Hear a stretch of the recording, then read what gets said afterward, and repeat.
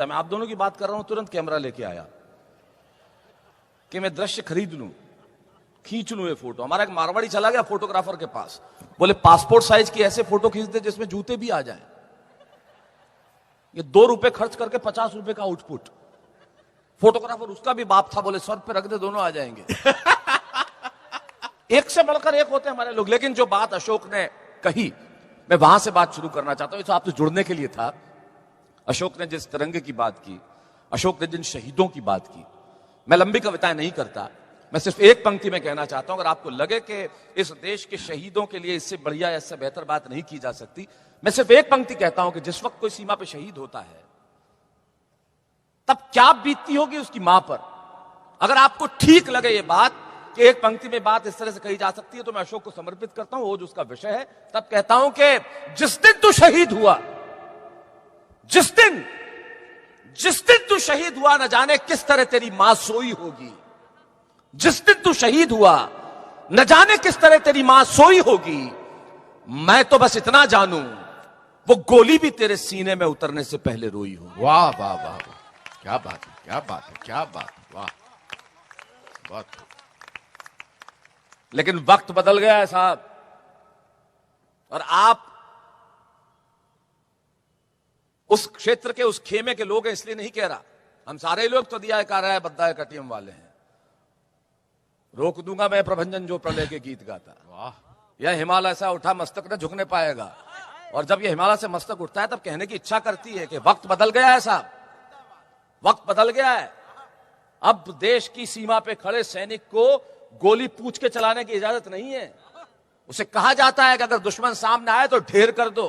ये हिंदुस्तान की सीमा, इसकी रक्षा इसी तरह से की जाएगी। क्या बात है, वाह वाह। अब इस देश में बताया जाता है कि एयर स्ट्राइक करके भी, घर में घुस के भी हम मार सकते हैं, और ये होना चाहिए। पहली बार आपने देखा होगा, पूरी दुनिया के तमाम देश पिछलग्गू बन के घूमते हैं अमेरिका के।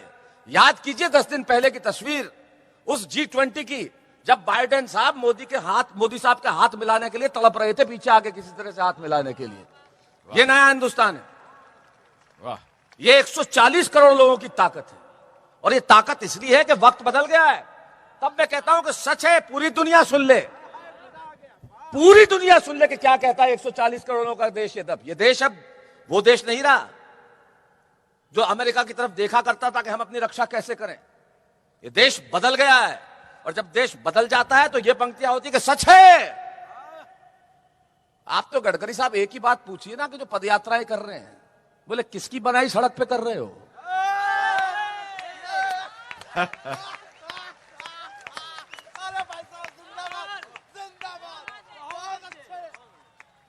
सच है, इरादे हमारे विध्वंसक नहीं है। सच है, इरादे हमारे विध्वंसक नहीं है, और अकारण युद्ध के हम भी प्रशंसक नहीं है। ये 140 करोड़ लोगों का देश पूरी दुनिया को एक भाषा बोलना चाहता है। सच है, इरादे हमारे विध्वंसक नहीं है, और अकारण युद्ध के हम भी प्रशंसक नहीं है। सुन ले दुनिया, सच है कि अकारण युद्ध के हम भी प्रशंसक नहीं है। नहीं, जो मैं कहने जा रहा हूं बात सुने। सच है कि इरादे हमारे विध्वंसक नहीं है, अकारण युद्ध के हम भी प्रशंसक नहीं है, और सुन ले पूरी दुनिया, अहिंसक हैं हम, नपुंसक नहीं है। वाह,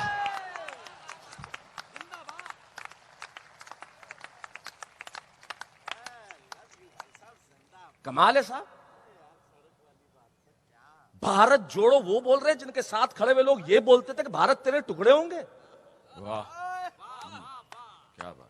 तब भारत जोड़ने की बात करता हूं। बचपन में कहानी सुनी थी कि क्लास में एक टीचर आए और नर्सरी क्लास के बच्चों को हिंदुस्तान का नक्शा दे दिया और कहा इस नक्शे को फाड़ दो, जो सबसे पहले जोड़ेगा उसे इनाम दूंगा। एक बच्चे ने 10 सेकंड में हाथ खड़ा कर दिया कि सर मैंने नक्शे को जोड़ दिया। बोले किया कैसे? बोले मैंने कुछ नहीं किया सर, मैंने हिंदुस्तान के नक्शे को पलट दिया। नक्शे के पीछे एक आदमी बना हुआ था, मैं आदमी को आदमी से जोड़ता चला गया, हिंदुस्तान अपने आप जोड़ता चला गया। क्या बात है, वाह वाह वाह वाह वाह शैलेश, क्या बात है भाई, वाह वाह, क्या बात है, वाह, बहुत खूब। राजनीति मेरा विषय है ही नहीं साहब, मैं बात ही नहीं करता। मैं ऑब्जर्वेशन का कवि हूं। जो मेरे आसपास होता है वो ये इतने 30, 40, 25 हजार लोग एक साथ बैठे हुए, इतने तो होंगे ही।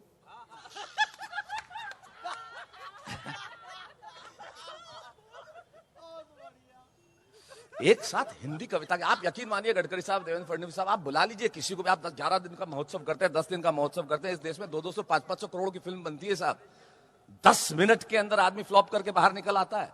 लेते होंगे 100 करोड़, लेते होंगे 150 करोड़, हमारे पास कोई ग्लैमर नहीं है, लेकिन 25,000 की जनता इस सर्दी में अगर इस तरह से बिना हिले बैठी है, ये हिंदी कविता की ताकत है जो आपके बीच में है। वाह वाह। तब पंडित गोपाल दास नीरज की एक पंक्ति मुझे याद आती है, हमारे श्रद्धेय नीरज जी कि आत्मा के सौंदर्य का शब्द रूप है काव्य, मानव होना भाग्य है, कवि होना सौभाग्य। हाय हाय, क्या बात है, वाह। और हम सच बोलते हैं, और यह सच बोला जाना चाहिए। सच क्यों ना बोला जाए साहब? अगर यह मंच सच बोलना छोड़ देगा तो आखिर सच कौन बोलेगा? राजनीति में सच बोलने वाले सामने लोग बैठे हैं, मंच पे सच बोलने वाले इधर लोग बैठे हैं। उस देश में सच बोला जाना चाहिए। जब इस देश के अंदर प्रतिभाओं की जगह चेहरों की कदर होने लगती है, तब सच बोला जाना चाहिए। मुझे बड़ा दुख होता है साहब, आशा भोसले जी, कौन आशा भोसले जी, इतनी बड़ी हमारा एपिटोम सिंगिंग का, पीढ़ियां उन्होंने देख ली। और जब इंस्टाग्राम पे मैं देखता हूं, वो भी नेहा कक्कड़ जी भी हमारी मिलने वाली है, मित्र हैं, लेकिन दुख के साथ कहता हूं, जब नेहा जी के 72 मिलियन फॉलोअर्स होते हैं और आशा जी के सिर्फ 4.5 लाख लोग, तब हमें लगता है कि प्रतिभा को हम पूजते हैं या चेहरों को पूजा करते हैं हम लोग। क्या बात है, वाह। हम टेलीफोन पे अपना चरित्र बदल लेते हैं। मधुप जी, अचानक किसी व्यक्ति का फोन पे बात करते हुए स्वर मीठा हो जाए अचानक, तो समझ लो कि सामने स्त्री है जो उसकी नहीं है। Hello hello, no no no, हाँ मैं मिलता हूँ ना बाद में। नहीं आज नहीं, थोड़ा काम है, कभी सम्मेलन चल रहा है, नहीं बाद में मिलते हैं। वरना एक ऑब्जर्वेशन मैं आपको बता रहा हूं,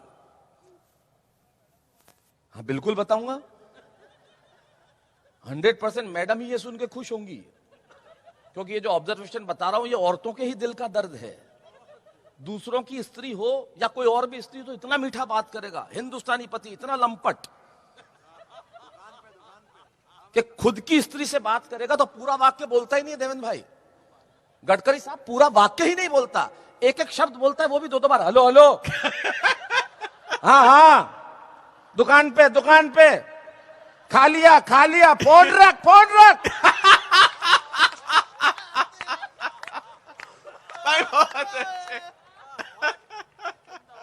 तुरंत चरित्र बदल लेते हैं।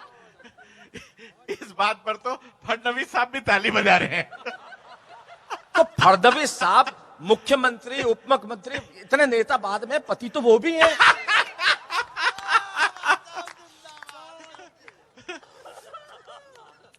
लेकिन वो एक, मैं जानता हूं व्यक्तिगत तौर पे, वो निजी जीवन में भी इतने अच्छे इंसान और व्यक्ति और मित्र हैं।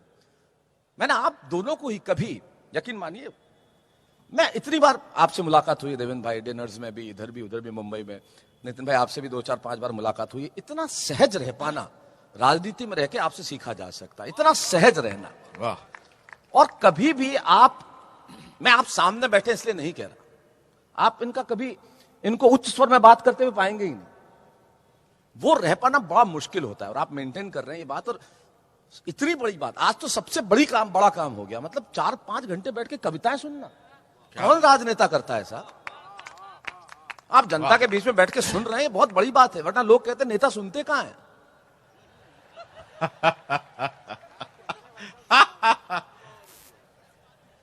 लेकिन ये मैं दोनों को चूंकि व्यक्तिगत तौर पे जानता हूं, इतनी सहजता ये अक्षुण है, अद्भुत है, ये कमाल की है। बस ऐसी पीढ़ी बची नहीं है, इसे बचाए रखना आप लोग, ताकि हम कह सकें गर्व से कि हमारे पास ऐसे लोग हैं, हमारे पास ऐसे नेता हैं, हमारे पास ऐसे व्यक्ति हैं। वाह, ये सीटी बजाने वाली बात थी। तुम्हारे चरित्र को क्या हो गया है मित्र? कैसा विचित्र व्यक्ति है, गलत जगह गलत टाइम पे सीटी बजा रहा है। जैसे दिवाली के समय पे हमारे मोहल्ले से एक आंटी निकल रही थी, एक लड़का पटाखा छोड़ रहा था, उधर से अचानक बोला आंटी पटाखा, आंटी पटाखा, आंटी पटाखा। बोले बेटा आप कहां, 20 साल पहले।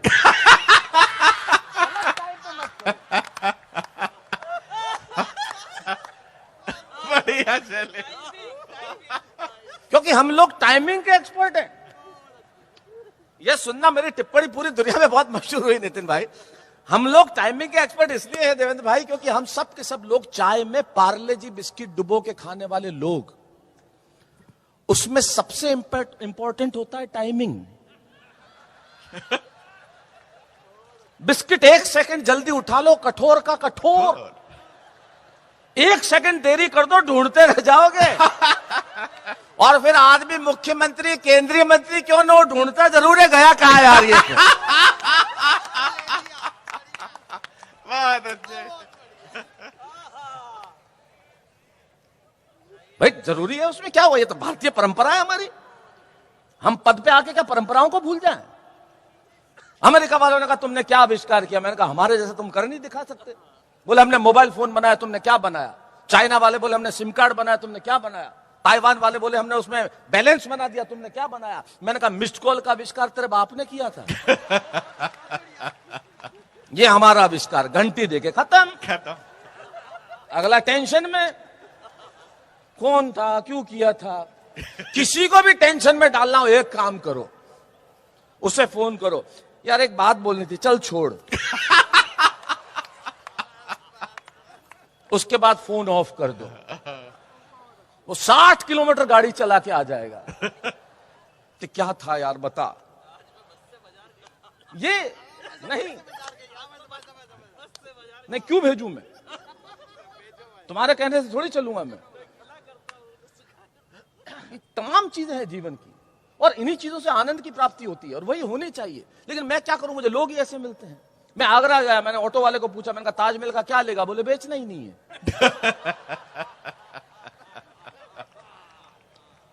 मैंने कहा चलने का? बोले 150 रुपए। मैंने कहा 100 में ले जा। बोले 100 में कौन ले जाएगा? मैंने कहा बैठ पीछे। तेरा प्रॉब्लम ये है ना, कौन ले जाएगा? मैं ले जाता हूं। हम तो प्रॉब्लम सॉल्व करने वाले लोग हैं। हमारा तो प्रॉब्लम सॉल्व करने वाला आदमी चाहिए जीवन के अंदर, और कुछ नहीं। जैसे अशोक सारण, चिल्ला के पढ़ने से प्रॉब्लम सॉल्व नहीं होती है, सामान्य बात से भी बात होती है। ये 2 प्रतीक बैठे हैं, इनको तूने चिल्लाते हुए देखा कभी? चिल्ला के क्यों बात करनी? पर ये जोश, ये बैंक गया, वीररस का आदमी जोश आ गया, और अंदर से क्लर्क ने कह दिया पैसे नहीं है, और तुम माल्या को उधार।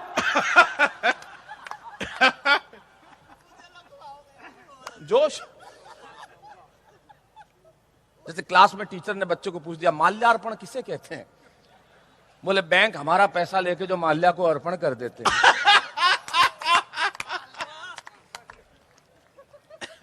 तो गया कि पैसे, बोले नहीं है, पैसे नहीं है। बोले और तुम माल्या को उधार। अरे बोले पागल, बैंक में है, तेरे अकाउंट में नहीं है। गलत जगह जोश आ जाता है। रात को 2 बजे खड़ा हो गया एकदम चिल्ला के, मुझे लकवा हो गया। बीमारी भी वीर रस में, मुझे लकवा हो गया। वो बीवी ने लाइट खोली और दी एक। बोले पजामे के एक पायचे में दोनों टांग फंसा रखी है।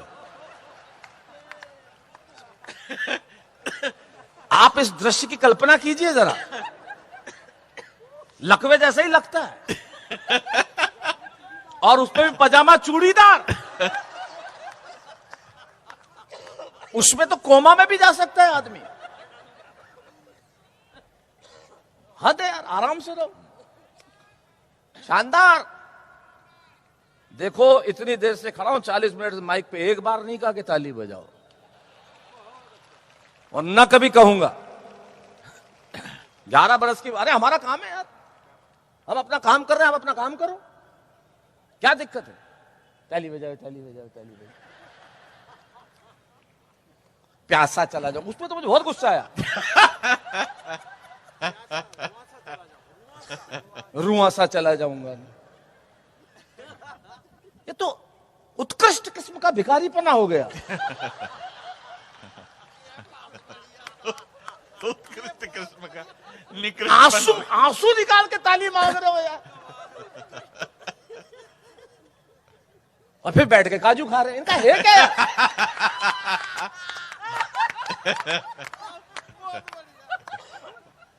और अपन तो मारवाड़ी आदमी, अपने घर में काजू कम खर्च हो तो अपना तरीका निकाल रखा है।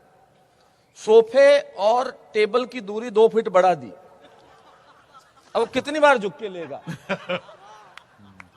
ये हमारा तरीका है, ये हमारा आविष्कार, हम हिंदुस्तानियों का आविष्कार, पूरी दुनिया में आविष्कार हमने किया है। 1/2 सूप। हम रेस्टोरेंट में जाते हैं, हमेशा 1/2 सूप मंगाते हैं। मालूम है जब आधे आधे की जगह पौन आएगा, एक की जगह 1.5 मिल रहा है, तो क्यों मंगा दो? ये हमें तो आता है ना तरीका। हम कैसे बचाएं? पूरी दुनिया में मंदी आ सकती है, हमारे यहां कभी नहीं आएगी। हम खर्च करें तो आए, कहां से आएगी मंदी? आ ही नहीं सकती। एक से बढ़कर एक लोग हैं हमारे यहां, इतने बड़े बड़े वाले लोग जिसकी हद नहीं। मेरे पिताजी से मिलो आप कभी, इतने उत्कृष्ट किस्म के पिताजी हैं, मतलब बहुत पिताजी टाइप के पिताजी हैं। क्लास में मुझे टीचर मैथमेटिक्स पढ़ा रहे थे। आपने देखा गणित के अंदर वो 3 बिंदु लगा के, चूं की, माना की। हम तो हिंदी माध्यम वाले छात्र हैं, आप ये अंग्रेजी वाले सपोज। हम तो चूं की, माना की ऐसा गणित में बढ़ाते थे। माना की हमारे पास 100 रुपए, ऐसा हम फैक्टर्स पढ़ते थे। देयरफॉर, देयरफॉर, वारे वाह अंग्रेजों, लोकल फॉरेनर।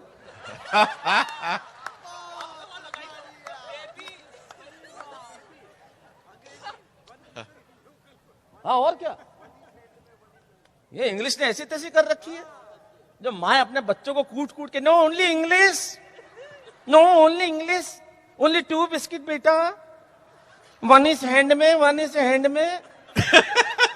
भाषा गई हैंड बैंड में।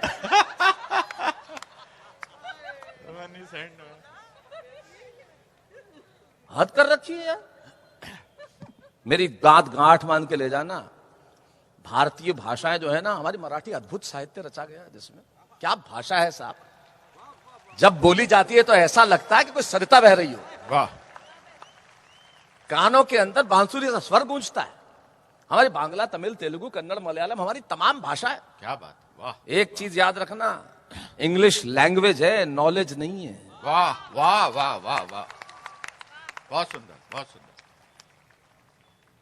तब क्लास में टीचर मैथमेटिक्स पढ़ा रहे थे, बोले खड़े हो जाओ। मैं खड़ा हो गया, अध्यक्ष महोदय आपके आगे से।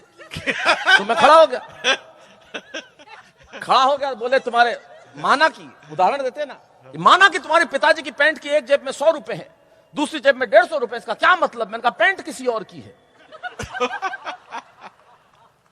मैं जानता हूं मेरे बाप की पैंट में क्या हो सकता है। क्या हो सकता है? तू तेरे को क्यों बताऊं क्या हो सकता है? What is your interest in my father's pant? क्या हो सकता है? हिसाब के कागज हो सकते हैं, कंगा हो सकता है। इसकी जेब चेक करो क्या निकलेगा। निकलेंगे वो 00 और वो गुटका। आजकल ये भी 2 जने अभी होटल में आया, 10 मिनट तो मुझे टाइम मिला। वो अविनाश जी कह रहे थे सर बस पहुंचो आप। मैं पहुंचा, अविनाश जी है कहाँ? कहीं बैठे हुए वो? हाँ अच्छा, हाँ बैठे हुए ना। यार इतनी भी जल्दी मत किया करो अविनाश जी, प्राण निकाल दिया आपने मेरे। मैं कल रात को जॉर्डन से निकला, अभी सीधा यहीं पहुंचा हूं, इसलिए क्योंकि आना ही था, कमिटमेंट था, पहुंचना ही था, तो किसी भी हालत में। क्या बात है। और जॉर्डन से दुबई आया, दुबई से मुंबई आया, मुंबई से यहाँ पहुंचा। क्योंकि देखिए हिंदी कविता है, इसके लिए तो बुलाया जाएगा तो आऊंगा, लेकिन जल्दी से बुलाया। उस पहले 2 तब भी वहां मिलने आएगा होटल में। दोनों आए और थोड़ा कम बोल रहे थे दोनों ही, और कम इसलिए बोल रहे थे कि मुंह व्यस्त था। आते ही मैंने कहा और क्या हाल है?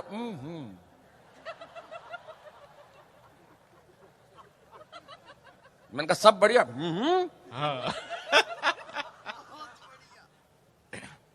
मैंने कहा प्रोग्राम कितने बजे शुरू होगा?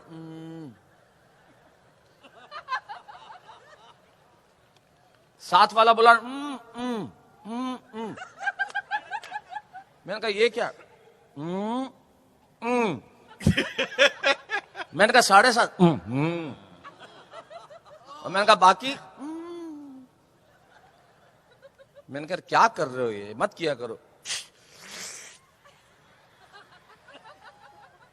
मैंने कहा क्यों खाते हो, खराब चीज है। नहीं रोज नहीं खाता हूं, कोई ऑफर कर दे तो खा लेते। मैंने कहा साथ में कौन है? ये ऑफर करते हैं। लेकिन बात तो इसके आगे की मजे की सुनना, आगे की सुनो। हिंदुस्तानी आदमी क्या कमाल का है ये, मुंह में भरा हुआ पूरी तरह से। नितिन भाई सरकारें कितना टैक्स लगाए, आप आइडिया देखो हिंदुस्तानी आदमी का। मुंह भरा हुआ काफी देर तक। मैंने कहा सरकार ने अब तो गुटखा महंगा कर दिया, अब क्या करोगे? लंबा पॉज लिया 12 सेकंड का। मैंने कहा बताओ महंगा कर दिया, अब क्या करोगे? आधा घंटा देर से थूकेंगे। बहुत अच्छी है। तो टीचर मैथमेटिक्स पढ़ा रहे थे क्लास में कि पिताजी 100 इधर से देते 100 मैंने बोले तुम्हारे पिताजी की पैंट की एक जेब में 100 रुपए दूसरी जेब में 150 रुपए, इसका क्या मतलब? मैंने कहा पैंट किसी और की है। बोले पिताजी 100 इधर से देते 150 इधर से देते, इसका क्या मतलब? मैंने कहा बाप किसी और का है। उदाहरण में नहीं दे, उदाहरण में भी नहीं दे। सब लोढ़ा, हम गरीब लोढ़ा है। मतलब हमारा हाल बड़ा ऐसे अभावों में रहे हम लोग साहब, और हमारे पिताजी तो ऐसे भिखारी तक को नहीं छोड़े। एक भिखारी आया पड़ोस से कि आपके पड़ोसी ने बहुत कुछ खिलाया, आप भी कुछ दीजिए। इन्होंने हाजमोला दी। बोले 50 खाता ही रहेगा क्या? मेरे पिताजी से लोग घर पे स्विमिंग पूल के लिए चंदा लेने आए, इन्होंने 2 बाल्टी पानी दिया। बोले इससे ज्यादा क्या लगेगा? एक आया बोले पैसा दो, बोले किस चीज के लिए चाहिए? बोले शमशान घाट पे बाउंड्री वॉल बनानी है। बोले बदतमीज आदमी खड़ा, कहां के लिए पैसा मांग रहा है? इस चीज की जरूरत क्या है? शमशान घाट पे बाउंड्री वॉल, जो अंदर है वो उठ के बाहर आ नहीं सकता, और जो बाहर है वो जाना नहीं चाहता, क्या पैसा का? और मेरे चाचा तो और भी महान है, नितिन भाई, देवेंद्र भाई, उनसे अनाथालय के लिए लोग कुछ लेने आए, उन्होंने 2 औलाद दी। भाई बहुत अच्छे से। तो हम बहुत कमाल के लोग हैं। लेकिन आप देखो इन अभावों के बाद भी जो मेरा देश है वो हंसता है, मुस्कुराता है, खुश रहता है। ये देश संघर्षों से तपा हुआ देश है। ये देश पसीने और परिश्रम का देश है। ये देश उस मेहनत का देश है जो थकती नहीं है। ये देश उस किसान का है जो अनाज बोता है। ये देश उस जवान का है जो जैसलमेर और सियाचिन में खड़ा रहता है। ये देश इन सिपाहियों का है जो दोनों टांगों पे खड़ा रहकर रक्षा करते हैं। वो जो स्टैंड गन लेकर सिपाही जो पिछले 5 घंटे से खड़ा है, उसकी पलक तक नहीं झपकी, हिला भी नहीं, ये देश उसका है। और उस मेहनत के बावजूद ये लोग खड़े रहते हैं, और हम उस चीज को उत्सव मनाते हैं। हमने कोरोना को उत्सव बना दिया। जोधपुर में लोग देख के आते हैं उसको कोरोना हुआ है। सच्ची बात बता रहा हूं मैं आपको। ये महामारियों के आंख में आंख मिला के बात करने वाली बात है। देखिए ये शान और शौकत, ये वैभव, ये यथार्थ देश का सहस्त्रांश भी नहीं है। बहुत सारे चूल्हे ऐसे हैं जो सुबह जलते हैं तो शाम को उसमें रोटी नहीं तकती। बहुत सारे पेट ऐसे हैं जो दोनों वक्त भरते नहीं है। बहुत बच्चे ऐसे हैं जिनके कदम स्कूल की ओर जाने चाहिए लेकिन वो ट्रेन में बूट पॉलिश करते हैं, लेकिन उसके बावजूद भी देश हंसता है, मुस्कुराता है। मैं निम्न मध्यम वर्गीय परिवार का लड़का साहब, 6x8 के कमरे में, शायद 6x8 भी नहीं रहा होगा, हम 3 भाई बहन, जिसमें तीनों 2 वो पोस्ट ग्रेजुएट हुई, मैं ग्रेजुएट हुआ, मैंने वकालत पढ़ी। उसी 6x8 के कमरे में कुछ नहीं होता था साहब हमारे पास, लेकिन सब कुछ था। और वो देश क्या है तब मैं बताता हूं, मेरा कर्तव्य निभाते हुए कि हमारी उस निम्न मध्यम वर्ग के परिवार की जिंदगी थी क्या कि सुबह ही सुबह मोहल्ले में पानी भरने के लिए जाना। क्या बात? सुबह ही सुबह मोहल्ले में हैंडपंप पे पानी भरने जाता था साहब। आपने बना दिया होगा शैलेश लोढ़ा को कुछ भी टेलीविजन पे, और कविताओं, हिंदी कविताओं ने वो प्यार दिया कि सारी दुनिया ने सर पे बिठा लिया साहब। ये कहते हैं कि सबसे ज्यादा पैसा लेता है हिंदी कविता पढ़ने का। हाँ लेता हूं, क्यों ना लूं, लेना चाहिए, छाती ठोक के लेता हूं साहब, लेता हूं, सबसे ज्यादा पैसा लेता हूं। इसलिए लेता हूं कि जिस देश में कम कपड़े पहन के अश्लील नृत्य करने वालों को लाखों मिलते हैं, वहां कलम उठाने वालों को क्यों नहीं मिलता? वाह वाह।